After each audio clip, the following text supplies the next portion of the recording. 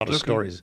They had these 4 prized bulls, 2,000 pounds each, behemoths, very expensive animals because they were raising Simmental cattle. Had them in the corral, and the husband and wife, they always felt like they're being watched. He says to the wife as they're driving to town, "Man, if something happens to one of those bulls, we'll go under. We'll be done." They come back a half an hour later. All 4 of the bulls are gone. They jump out. They're freaking out. Where did they go? Did somebody steal them? Are they rustlers? Looking around all over the place. In this corral is a metal trailer where they used to store tools. And there's only one door into it, and it's locked with this heavy piece of wire. The door is still locked. The wire is still on there. The guy, just as a last resort, he looks into the grating on top of this trailer, and there's the 4 bulls inside. Door's still locked. They're all crammed in there. Now, you could take a forklift. You could have a team of 50 people, and they couldn't get those bulls in that trailer, but there they were.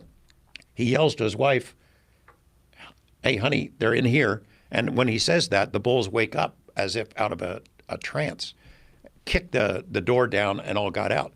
The NIDS team, which had been on the property for a couple of years at that point,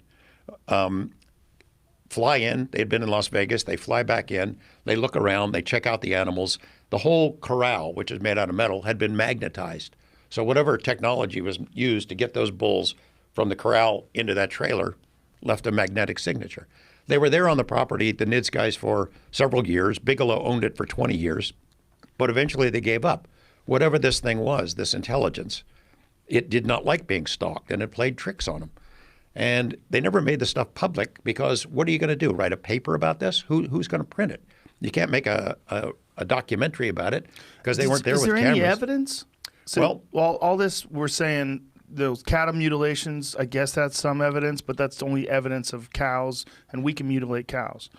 What about all this other stuff? Like for the first 20 months when the rancher is there, they don't have any evidence because he's not a paranormal investigator. They're not taking photos or something. They want it to go away. So they don't have any evidence of that except for what the rancher told them. But then they talk to the larger community, and the same thing has been happening to all the neighbors. The guy who lives next door had lost all these cattle as well, seized the craft. Sometimes these craft would float around. They looked like stealth fighters with Christmas lights around them, floating around silently. Again, is there any evidence? No, not really. I mean, So Bigelow puts up cameras all over the property, and you have them focused here where some activity had happened before. The thing moves over here. You move the cameras and focus there, it goes away. Toward the end of the study, whatever it was that was there, one of these cameras would rip to shreds.